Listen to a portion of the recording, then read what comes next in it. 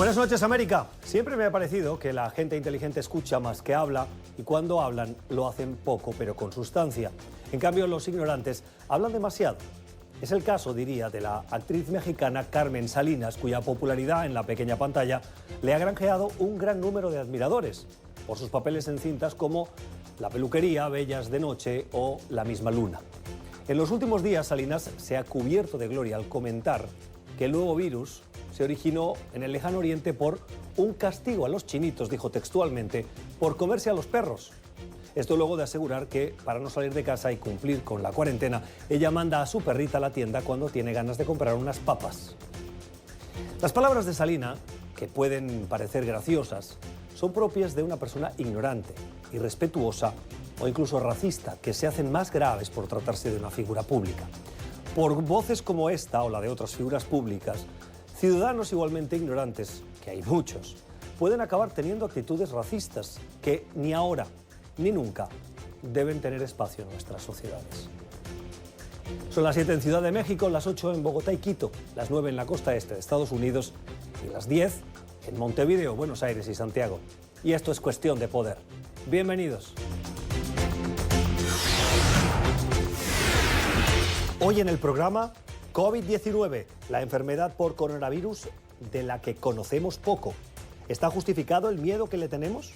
Hablamos con José Antonio López, neurovirólogo y profesor titular de microbiología de la Universidad Autónoma de Madrid. Estados Unidos acusa a Nicolás Maduro de narcoterrorismo y ofrece una recompensa de hasta $15 millones por arrestarlo. Conversamos con Arianna Fajardo, la fiscal del Distrito Sur de Florida, que lideró parte de la investigación. Y el Banco Mundial y el Fondo Monetario Internacional instan a suspender la deuda de países pobres por la pandemia. Le preguntamos al exdirector para América Latina del Banco Mundial, Augusto de la Torre, si es el momento de condonarla. Victory is winning for our country. Hoy comienza un cambio de régimen político. Desde nuestros estudios en Washington, la opinión, el análisis y las voces que nos ayudan a comprender nuestro mundo. Es cuestión de querer, es cuestión de poder. Comenzamos. La COVID-19 genera todavía muchas dudas sobre cómo debemos comportarnos, qué impacto tendría. Si me infecto, ¿seré de los que nos podemos preguntar, ¿no me afectará tanto? Si soy mujer, ¿será más leve en mi caso que si soy hombre? Dudas que se van respondiendo a medida que los científicos comprenden este virus y trabajan para detenerlo. Su trabajo permite a las autoridades públicas tomar decisiones, o al menos debería inspirar esas decisiones de los políticos para controlar esta expansión. El miedo a lo desconocido es comprensible, pero también puede ser irracional. Por eso preguntamos a quien sabe. José Antonio López es profesor titular de microbiología de la Universidad Autónoma de Madrid, donde investiga como director del grupo de neurovirología, además de dirigir a otros centros, y está al frente precisamente de una investigación.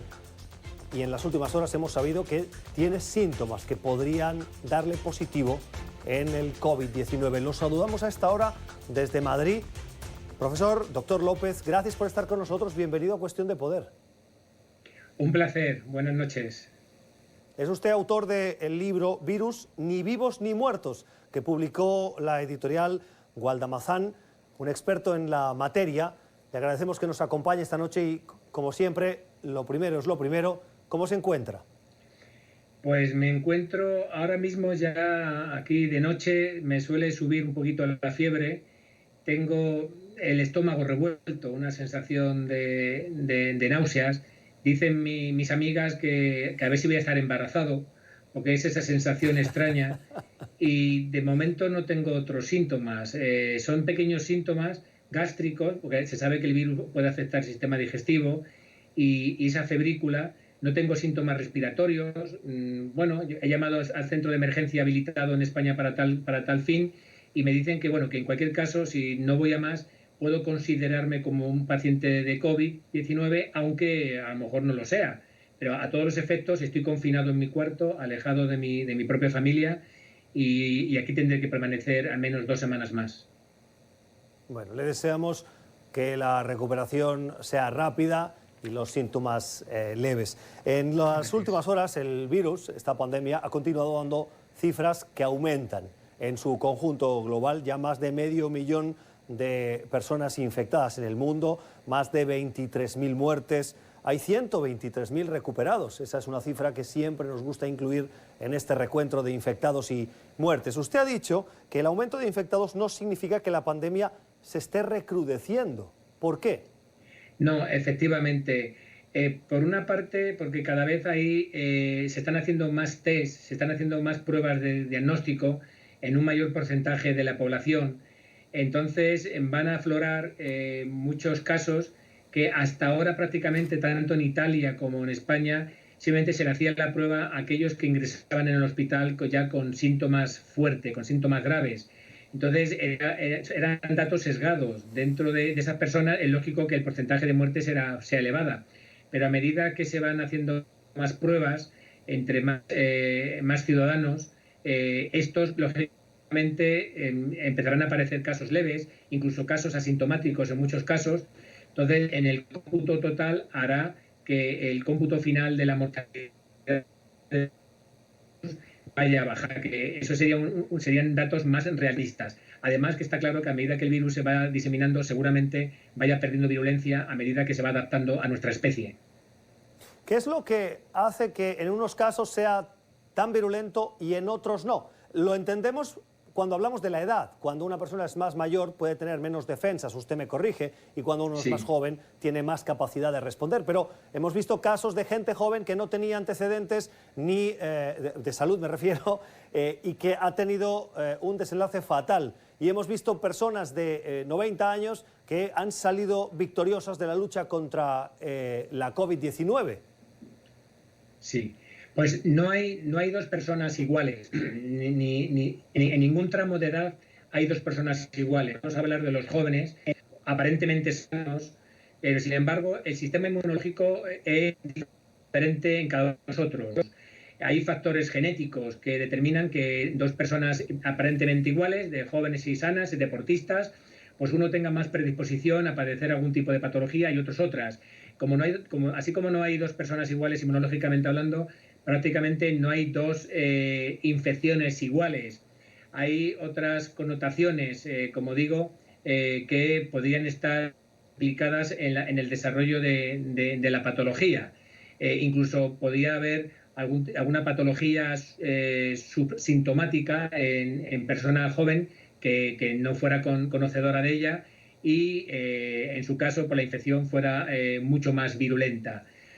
También se sabe que parece que el virus afecta más a hombres que a mujeres, aparentemente porque las mujeres tienen un sistema inmunológico mucho más efectivo contra infecciones virales, porque evolutivamente las mujeres tienen que cuidarse de sí mismas y de sus hijos cuando van desarrollándose.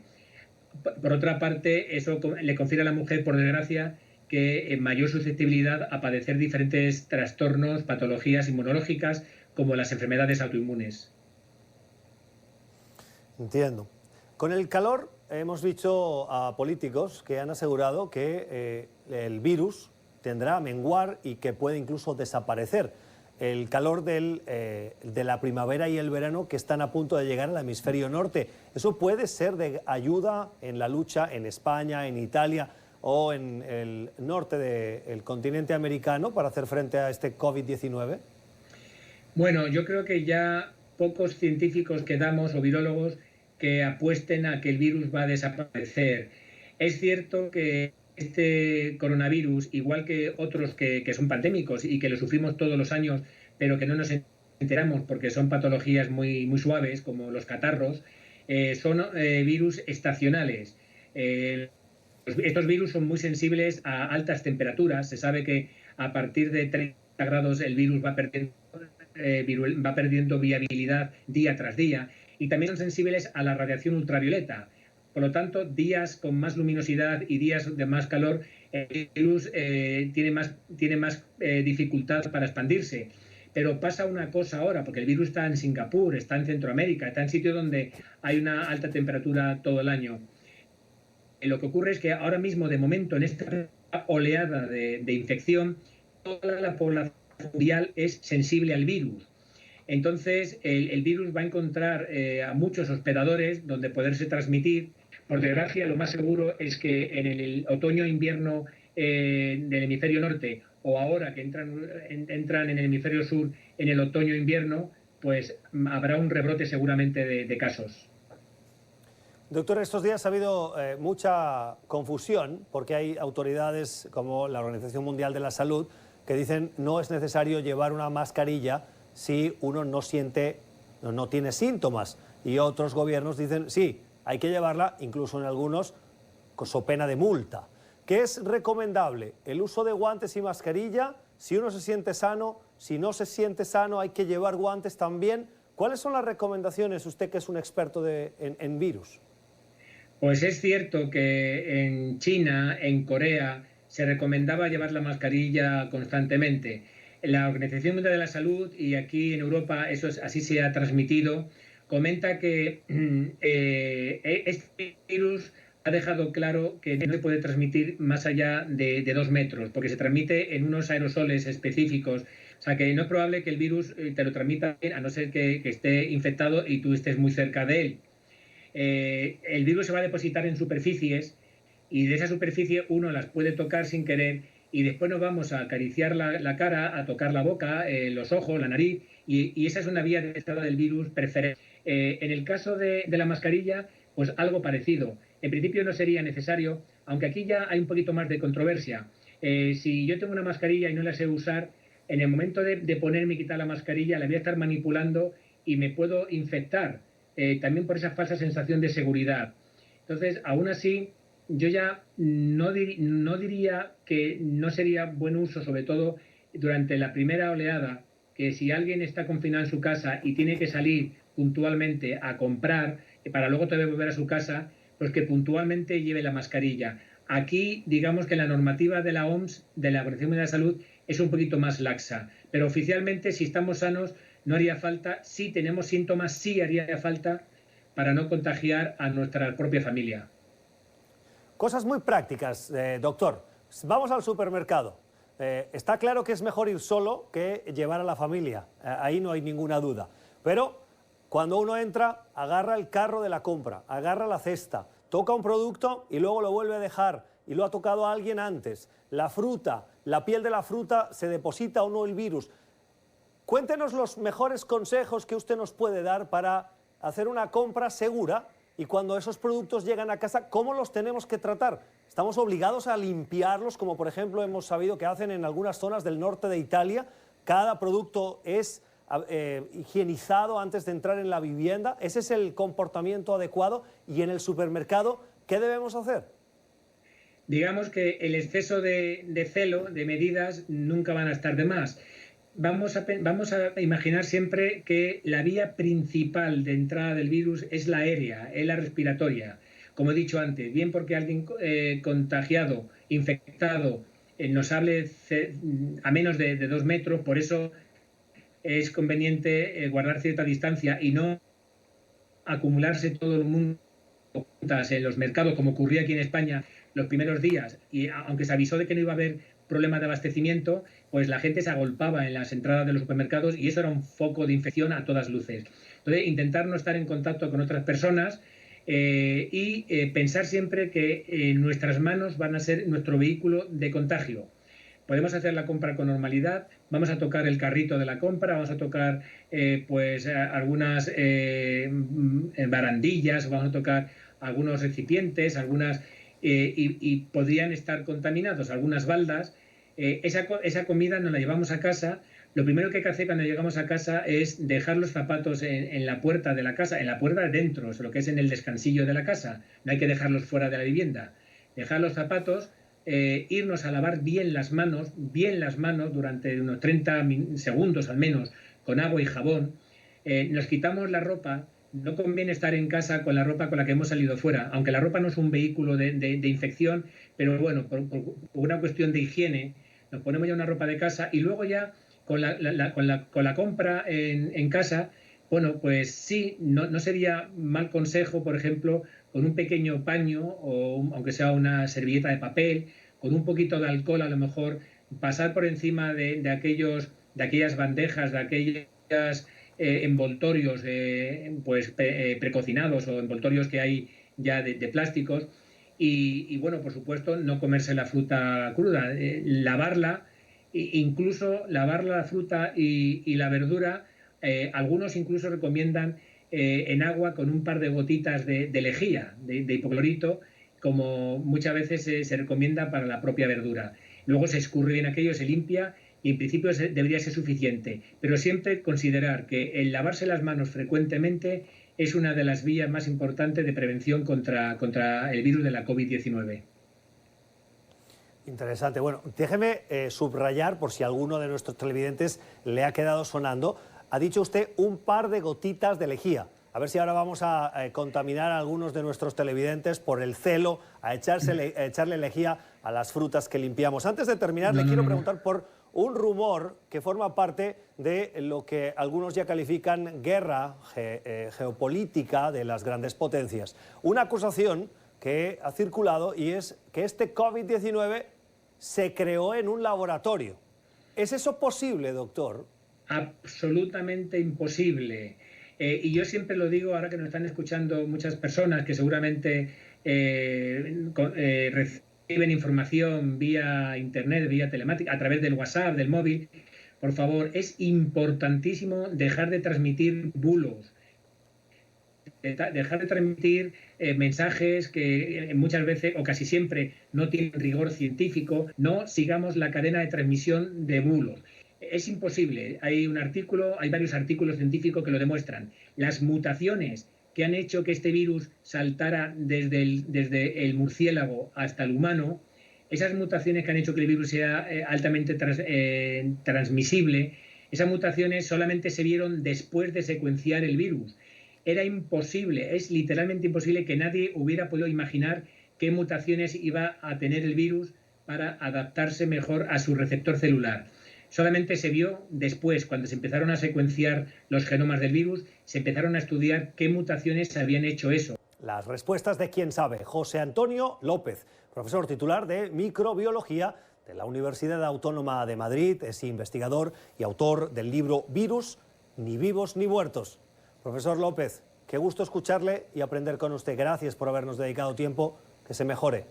El placer es mío. Muchas gracias y muchas gracias por los buenos deseos. Puede volver a escuchar esta entrevista en nuestro podcast en Apple y Spotify. Vamos a la pausa y regresamos. Ya regresamos con Cuestión de Poder.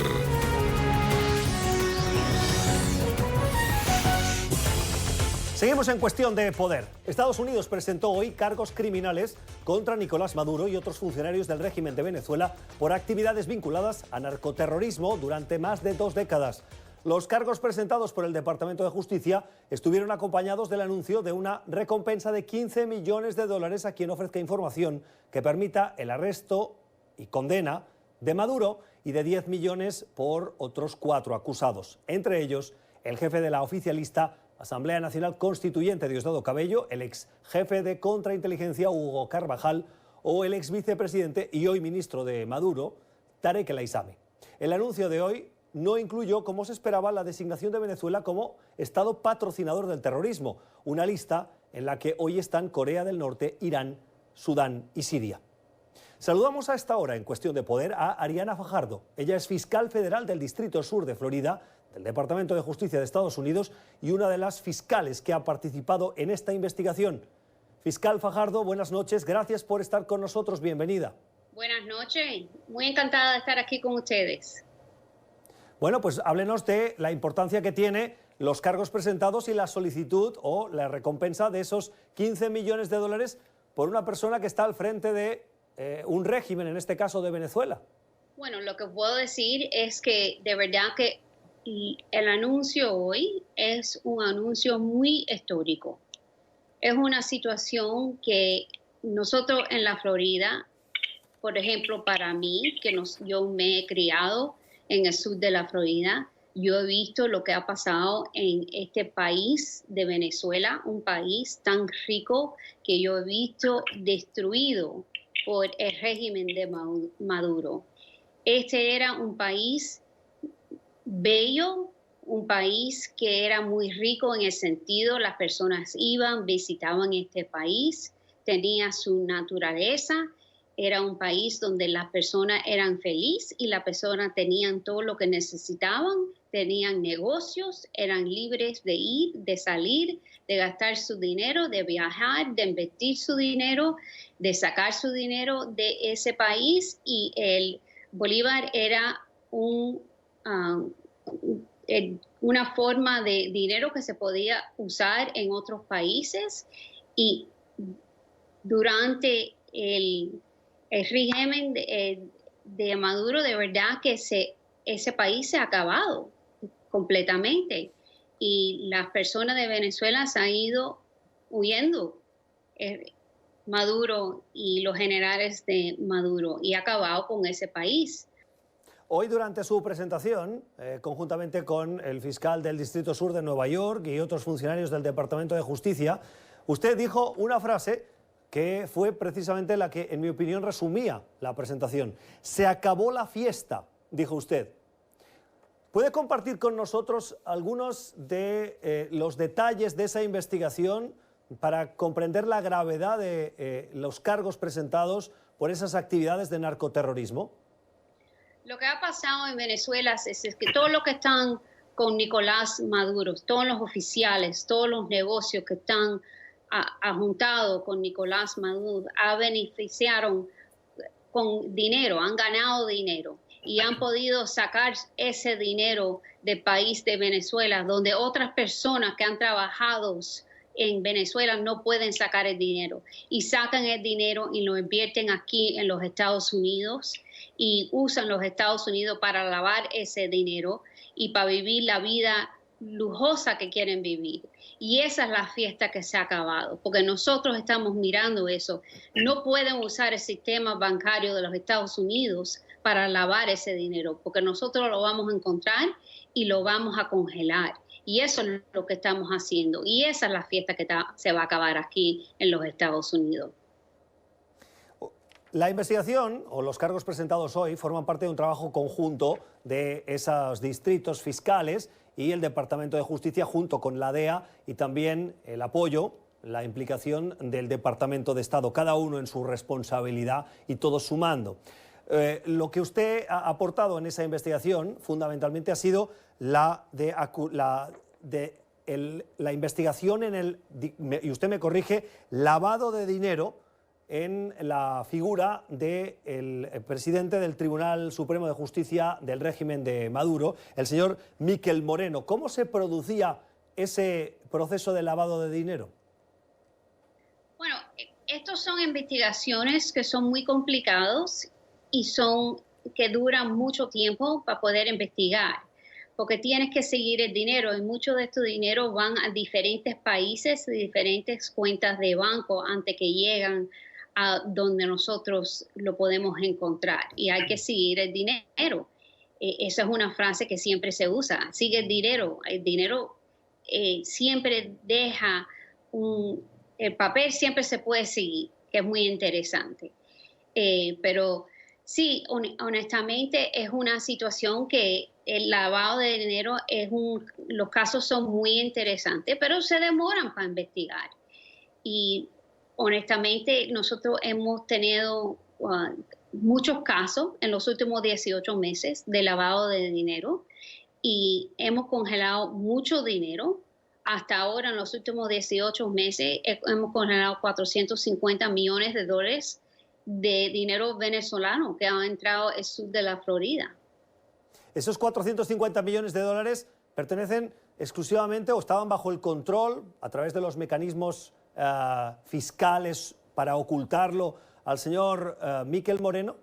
No, eso es parte del dinero de él. Por ejemplo, la razón por qué lo empezamos a mirar a él declaró en la visa, cuando él vino a este país, que él ganaba en Venezuela por su trabajo como juez en Venezuela. Él ganaba $12,000 al año. Y entonces se descubrió que en las cuentas aquí, solamente en una cuenta que él tenía aquí en los Estados Unidos, en el periodo de 3 años y pico, él depositó $3 millones. Entonces empezó a gastar dinero y gastó $1 millón en aviones privados, pilotos privados, gastó $50,000 en un reloj, gastó $40,000 sobre un director para un agente, para un agente de belleza, vamos a decir. También le gustaba mucho ir a las tiendas lujosas aquí en el sur de la Florida y gastarse mucho dinero en la tienda de Prada y de Ferragamo. Y uno empieza a mirar eso y dice, bueno, ¿cómo una persona que reclama que gana $12,000 al año puede pagar, primero tener depósitos de $3 millones en el banco y después gastarse tanto dinero? Algo no calcula bien ahí. Sí, es evidente. Fiscal, en el caso de Nicolás Maduro, la investigación incluye detalles también de ese ocultamiento y lavado de fondos, como nos explicaba ahora en el caso del señor Moreno. No, el caso de Nicolás Maduro es un caso de conspiración para narcotraficante.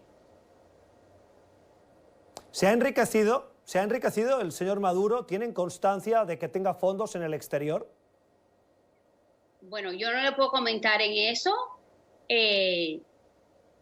Yo puedo especular como todo el mundo, pero no le puedo comentar en eso. Yo creo que tienen que leer el encabezamiento que tiene el sur de Nueva York, bien para eso, pero honestamente el caso de ellos es más, se trata de drogas.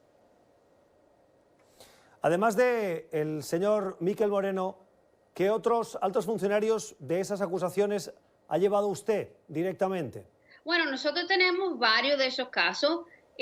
Por ejemplo, el que era secretario de Tesoro debajo de Chávez, Alejandro Andrade. Nosotros teníamos un caso en contra de él y le quitamos $250 millones a él. También tenemos caso con Luis Mota Domínguez. Luis Mota Domínguez era Ministerio de Energía en Venezuela. Tenemos caso con Leonardo Centilli, que es un contractor con PDVSA. Tenemos caso también con Carlos Urbano Fermín, que es un contractor con PDVSA. También todas estas personas son lavados de dinero o por pagar sobornos.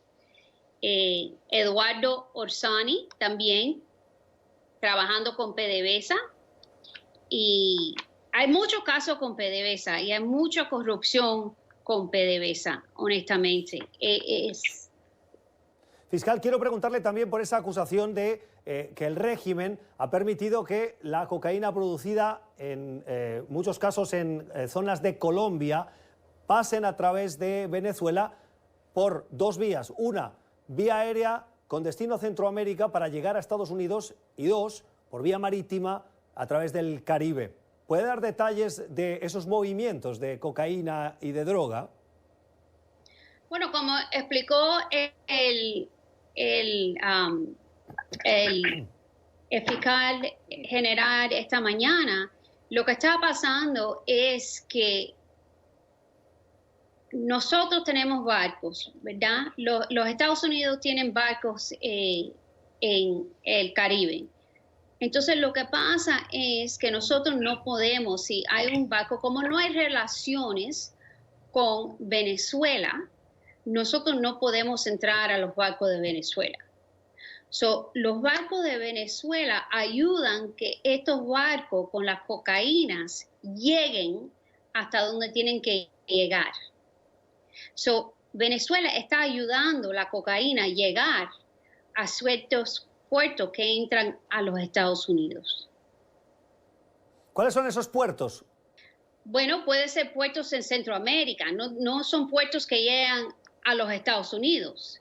Ya, entiendo. Lo que le estoy explicando es que los Estados Unidos y los barcos de los Estados Unidos o los barcos con otros países que trabajan con los Estados Unidos no pueden entrar a esos barcos, pueden sospechar, ese barco tiene cocaína, pero si ese barco está protegido por un barco venezolano, no podemos confrontar esos barcos.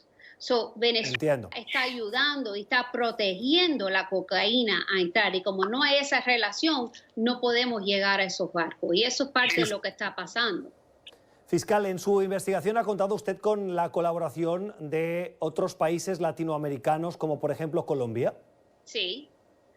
Bueno, nosotros tenemos relación con Colombia, muy buena relación. El fiscal general habló de eso esta mañana. El problema con Colombia, hay cierta parte que como se hizo el negocio con el FARC y muchos de los miembros del FARC tienen ese negocio y todavía creen en la paz que se creó, pero hay ciertos miembros de FARC que no creen y esos todavía controlan esa área entre Colombia y Venezuela. Es el caso de Iván Márquez y Jesús Santrich, que están en los documentos de acusación. Sí, sí. Y si uno conoce esa área, es una área. Yo tuve la oportunidad de ir y visitar esa área por un helicóptero con la Policía Nacional de Colombia en un viaje mío oficial con la oficina, y esa área es una área que uno no puede ir ahí, no es como las montañas ahí están difíciles, es muy difícil entrar ahí, y tienen esa parte de FARC que no creen en la paz, de verdad que es muy difícil controlar eso, y Venezuela ha dejado que el FARC ese que no creen en la paz controle eso, y ahí están haciendo toda la cocaína y le pagan a Venezuela y así Venezuela hace su dinero y le pagan ese dinero al régimen de Maduro y Maduro se sigue haciendo rico y las personas en Venezuela siguen necesitadas de comida, de medicina y siguen los pobres muriéndose del hambre. La fiscal, los protagonistas de la jornada en ese anuncio histórico, como decía, que se ha producido hoy. Vamos a la pausa, ya regresamos. Ya regresamos con Cuestión de Poder.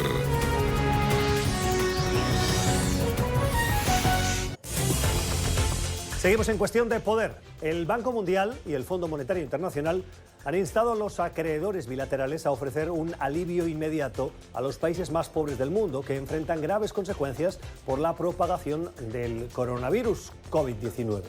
En una declaración conjunta, las dos instituciones económicas han pedido que suspendan de inmediatamente los pagos de la deuda a países en desarrollo, muchos de ellos pobres y que incluyen a una cuarta parte de la humanidad y a 2/3 de la población mundial que vive en la pobreza extrema. Son 76 estados del mundo, entre los cuales hay 8 naciones de América Latina y el Caribe. Saludamos hasta ahora a Augusto de la Torre. El señor de la Torre es economista, es investigador no residente en Brookings Institution y fue jefe para América Latina del Banco Mundial. Señor de la Torre, gracias por acompañarnos. Bienvenido a Cuestión de Poder. Buenas noches. Un placer estar aquí. Buenas noches. Señor de la Torre, ¿qué quiere decir, qué consiguen estos dos organismos haciendo ese llamado a los acreedores internacionales? Pues mira, ante circunstancias globales extraordinarias se requieren respuestas de política pública internacional extraordinarias. Este es el comienzo de una serie de medidas a nivel internacional que se van a necesitar para mantener la economía del mundo a flote. Entonces, el pronunciamiento del Fondo Monetario y del Banco Mundial van orientados a una, digamos, esfera pequeña de las relaciones internacionales que son los pagos de deuda externa de los países pobres hacia gobiernos y que se conoce como la deuda bilateral. Es absolutamente necesario diferir estos pagos dada la caída global de la actividad económica. Estamos observando, estamos presenciando la implosión más rápida que hemos visto en los últimos 100 años de la actividad económica mundial. En cuestión de semanas se están materializando contracciones económicas que en otras crisis, como por ejemplo la del 2009, tomaron 2 o 3 años. De manera que estamos ante una situación inusitada que requiere la respuesta coordinada de todas las autoridades públicas del mundo y en particular de los países que tienen capacidad fiscal para poder responder a la crisis. Entre esos países están esas naciones latinoamericanas de Dominica, San Vicente, Granada, Guyana, Haití, Santa Lucía, Honduras y Nicaragua. La petición de los organismos financieros internacionales es la de diferir, no condonar, pero ya hay movimiento de ONGs y de sociedad civil que le pide a los gobiernos que se condone esa deuda. ¿Sería el momento de dar ese paso un poquito más allá de lo que está pidiendo el Fondo y el Banco Mundial y no solo diferir, sino condonar, perdonar esa deuda? Bueno, hay que moverse en 3 direcciones, una de las cuales es la de aceptar la realidad, y esa aceptación de la realidad implica que en muchos casos y para muchos países habrá que hacer grandes reducciones y condonaciones de deuda, no solo de la deuda bilateral, pero también de la deuda de mercado que los países tienen. Eso depende de las capacidades de pago de los distintos países, pero creo que se nos viene un conjunto importante de países en el mundo que va a tener que acogerse a algún esquema oficialmente diseñado y oficialmente apoyado para la reducción y reestructuración de deudas de manera muy significativa en el futuro. Por el momento, lo que cabe es la suspensión de pagos hasta que podamos armar el marco de política internacional para procesar y tramitar estos procesos de reducción de deuda. Pero ese es solo uno de los caminos. El otro camino es poner a disposición de los países que no tienen espacio fiscal, poner a disposición de ellos los dólares y los recursos y la capacidad de poder adquisitivo que requieren para enfrentar esta situación. Por eso pienso que más allá de la declaración que ha hecho ya el Fondo Monetario y el Banco Mundial con respecto a la suspensión del pago de deuda externa bilateral, también creo que esta medida tiene que extenderse para dar asistencia prioritaria no solo a los países pobres, sino a los países que no tienen espacio fiscal, entre los cuales se cuentan países que están dolarizados, como por ejemplo el mío, porque estos países no pueden imprimir, no tienen moneda propia para imprimirla y por tanto no tienen manera para financiar de manera rápida el gasto que se necesita para enfrentar la crisis de salud. Entonces, estos países que son únicos porque no tienen moneda propia necesitan, como necesitó Grecia, como necesitó España en su momento, asistencia de los países que tienen moneda dura. Entonces, me parece que el Fondo y el Banco Mundial tienen que ampliar su pronunciamiento para este tipo de casos especiales. Creo que... No, le quería preguntar precisamente por las previsiones. Hacía usted una comparativa con la crisis del 2008 y 2009. El Fondo Monetario ha dicho en sus previsiones que este COVID-19 es muy probable que traiga una recesión tan grave como la que se vivió entonces, en esos 2008-2009, y el 2020 el PIB mundial dice que estaba previsto que se contrajese un 1.7%. Esto hace unos meses. La situación de pandemia que vivimos ahora y lo que usted decía de que esta crisis va a ser peor que la de esa 2008-2009, ¿qué previsiones nos puede dejar? Mira, yo creo que ya hay un consenso fuerte entre economistas, entre los cuales yo me incluyo, de que la contracción económica global asociada a esta pandemia es ya casi con seguridad mayor a la que tuvimos en el 2008-2009. ¿Y mayor de la crisis del 29, de 1929? El riesgo que tenemos, el riesgo que hay que tratar de evitar es que no vayamos más allá y no caigamos en una gran depresión global.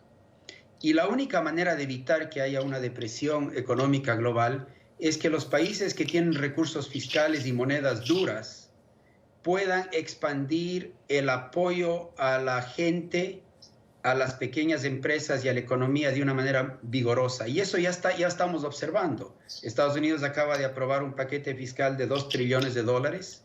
El Banco Central de los Estados Unidos ha dicho que está dispuesto a comprar en cantidades ilimitadas bonos, y no solo bonos públicos, sino también bonos emitidos por empresas, e incluso ha dado la señal de que el Banco Central de Estados Unidos, en una digamos, un pronunciamiento completamente no convencional, está incluso dispuesto a dar crédito, lo cual es completamente inusual que un banco central dé crédito al sector privado. Pero aún eso se está ya experimentando en los países que tienen esta capacidad de expansión fiscal porque tienen moneda propia y moneda dura y capacidad de financiamiento. Lo que hay que reconocer es que son solo pocos los países en el mundo que tienen esta capacidad. La mayoría no tiene estas capacidades de expansión fiscal y de expansión monetaria y de ampliación crediticia. Entonces se necesita grandes transferencias de recursos de los países de moneda dura a los países con moneda débil o que no tienen moneda propia. Entre otras cosas, se debería, por ejemplo, considerar que el Fed de los Estados Unidos no solo compre bonos corporativos y bonos del gobierno, sino que también esté dispuesto a comprar bonos emitidos por el Banco Mundial, por el BID, por la CAF, para que esas entidades multilaterales a su vez tengan la capacidad de transferir recursos en las cantidades necesarias para paliar esta crisis y evitar una gran depresión global. ¿Cree usted que de esta salimos en el 2021, como dice el Fondo Monetario? Nadie sabe, porque nadie sabe si es que en el próximo invierno va a atacarnos otra vez el coronavirus. No sabemos si va a ser una cosa de corto plazo que desaparece o que es recurrente a lo largo de años y necesitamos la vacuna y los equipos médicos, etcétera, con el tiempo para irnos adaptando a un enemigo que es más permanente. Y tampoco sabemos qué va a pasar con la economía, porque estamos viviendo un frenazo brusco en la actividad económica global, un choque de oferta porque los procesos de producción, de comercialización, de manufacturas están rompiéndose, las cadenas de producción global están rompiéndose dado el aislamiento y el paro, y por otro lado eso produce un choque enorme de caída de demanda porque los trabajadores no tienen ingresos, tienen que vivir con sus pocos ahorros, hay gente que vive del día a día, entonces se comprime el consumo, se comprime la inversión, se comprime el gasto. Entonces esta confluencia de un frenazo brusco en la producción junto con la caída brutal de la demanda se refuerza y produce amplificaciones que pueden terminar afectando fuertemente a los sistemas financieros porque las empresas y los hogares van a entrar en problemas de capacidad de pago. Entonces, los efectos amplificadores y colaterales de este proceso son muy difíciles de predecir.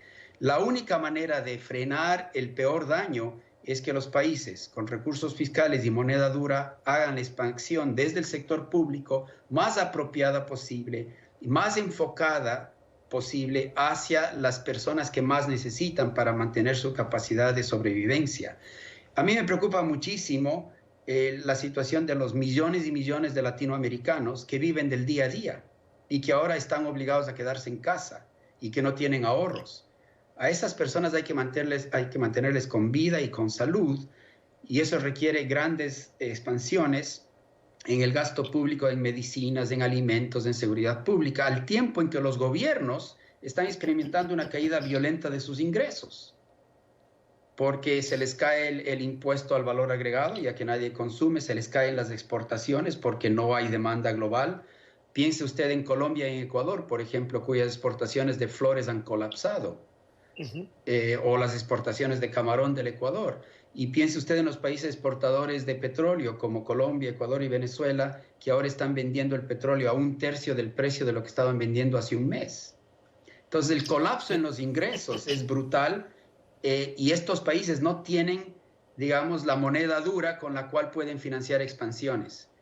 Señor de la Torre, tengo que ir cerrando. Tengo un par de preguntas antes de concluir esta entrevista. Le pido si cree, por lo que me está contando, que el presidente Trump, en cierta manera, tiene razón cuando está priorizando la necesidad de reabrir Estados Unidos y la economía estadounidense lo antes posible, que la gente vuelva a trabajar.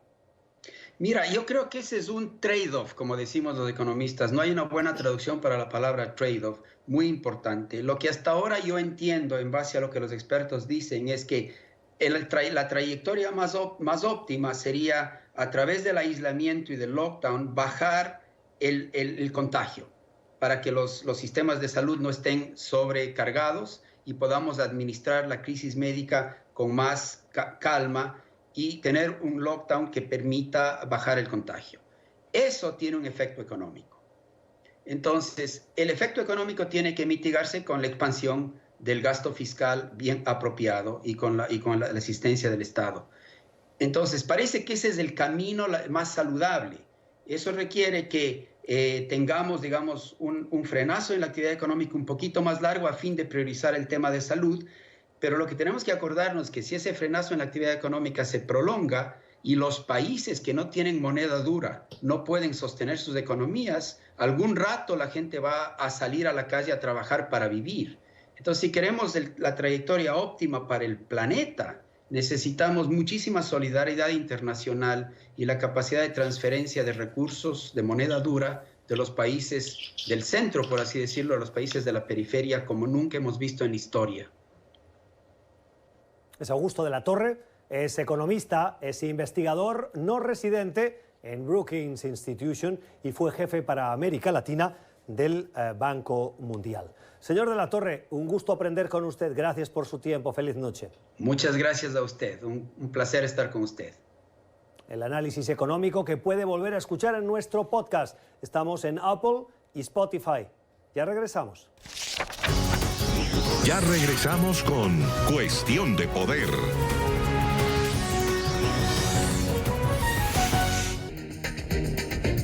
Y así terminamos. Gracias por la generosidad de su tiempo. Esperemos que hayan aprendido, como lo hemos hecho nosotros, de nuestros invitados. Que tengan una feliz noche. Cuídense de este COVID-19.